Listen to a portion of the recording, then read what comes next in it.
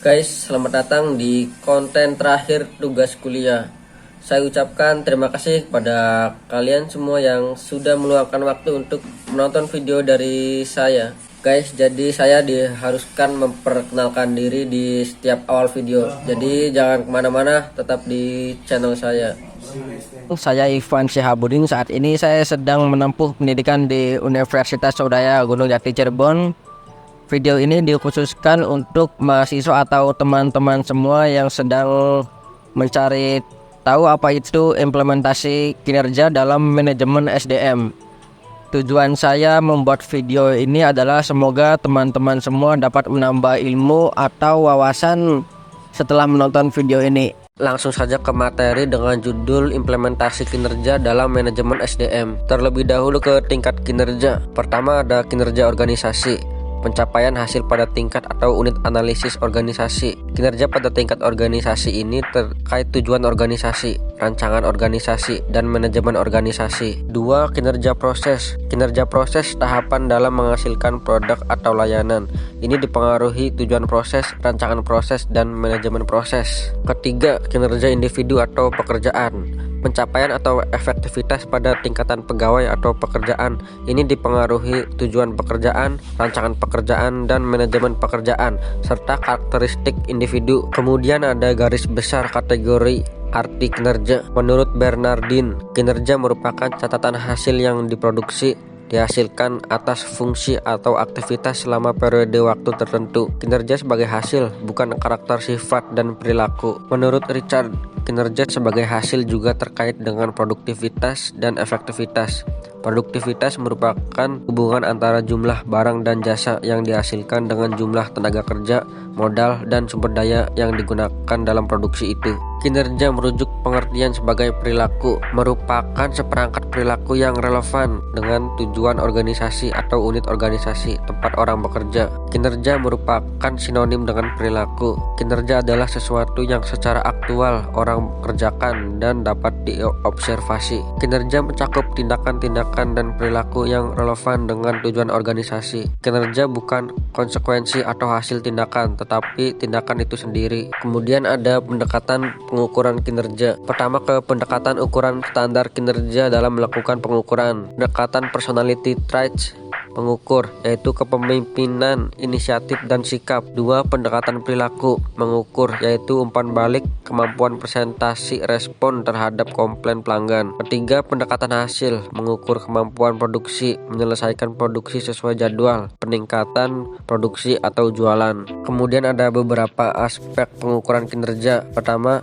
produktivitas, kualitas, ketepatan waktu, putaran waktu, penggunaan sumber daya, dan biaya. Ada 4 jenis ukuran kinerja. Pertama, ukuran uang, yaitu pendapatan, pengeluaran, dan pengembalian. 2. Ukuran upaya atau dampak, yaitu capaian sasaran, penyelesaian proyek, tingkat pelayanan, kemampuan mempengaruhi. Ketiga, ukuran reaksi, yaitu penilaian rekan kerja, pelanggan, pemegang pekerjaan lainnya. Dan keempat, ukuran waktu, yaitu pelaksanaan kerja dibandingkan jadwal, batas akhir, kecepatan respon, dan jumlah sasaran. Kemudian ada beberapa ukuran kinerja dalam dimensi kualitas. Pertama, kehandalan, daya tanggap, kompetensi, akses, kesopanan, komunikasi, kejujuran, keamanan, pengetahuan terhadap pelanggan, dan bukti langsung. Perspektif atau aspek balance scorecard dalam mengembangkan pengukuran kerja. Pertama, pengukuran kerja dari aspek keuangan, yaitu biaya administrasi minimal. 2. Pengukuran aspek pelanggan, yaitu kepuasan pelanggan, pelayanan efektif. Ketiga, aspek proses bisnis internal, yaitu sistem kontrol pengadaan efektif, memenuhi sasaran kebijakan publik. Keempat, aspek pertumbuhan dan pembelajaran, yaitu tersedianya informasi pembulatan keputusan kerja, kepuasan pegawai. Ada beberapa indikator untuk mengukur kinerja organisasi. Pertama, produktivitas, kualitas layanan, responsibilitas, dan akuntabilitas. Indikator penilaian kinerja organisasi. Pertama, efisiensi, yaitu pertimbangan tentang keberhasilan organisasi pelayanan publik mendapat laba, memanfaatkan faktor produksi serta pertimbangan yang berasal dan rasionalitas ekonomi. Kedua, efektivitas, yaitu rasionalitas teknis, nilai, misi, tujuan organisasi, serta fungsi agen pembangunan. Ketiga, keadilan, yaitu distribusi dan alokasi layanan yang diselenggarakan organisasi pelayanan publik. Dan yang keempat, daya tanggap, yaitu daya tanggap terhadap kebutuhan vital masyarakat dan dapat dipertanggungjawabkan secara transparan. Ukuran kerja pelayanan dikembangkan menjadi 14 unsur untuk mengukur IKM. Pertama, prosedur pelayanan, persyaratan pelayanan, kejelasan petugas pelayanan, kedisiplinan petugas pelayanan, tanggung jawab petugas, kemampuan petugas, kecepatan pelayanan, keadilan mendapat pelayanan, kesopanan dan keramahan petugas, kewajaran biaya pelayanan, kapasitas biaya pelayanan, kepastian jadwal pelayanan, kenyamanan lingkungan, dan keamanan pelayanan. Kemudian ada indikator kinerja organisasi yang dijadikan pedoman menyusun laporan kinerja. Pertama, masukan, yaitu segala sesuatu yang dibutuhkan agar pelaksanaan kegiatan dan program dapat berjalan. Kedua, keluaran, yaitu segala sesuatu berupa produk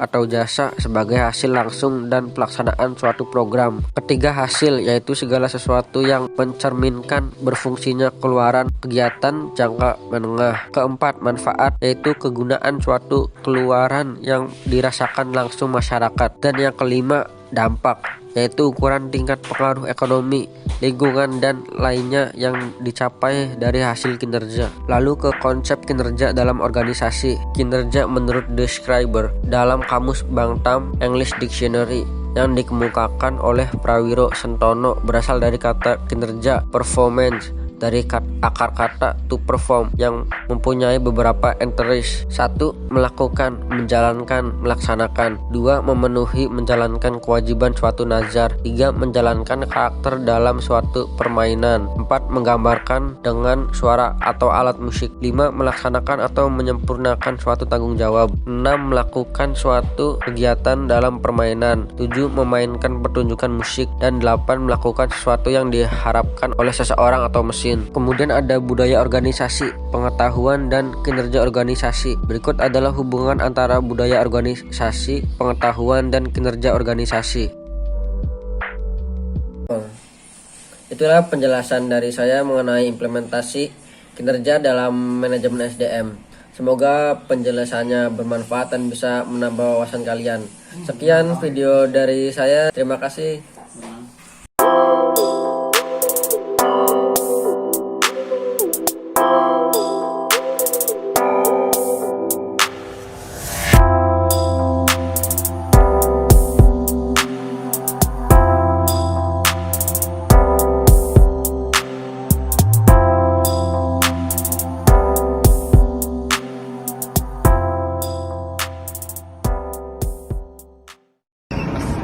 Ito!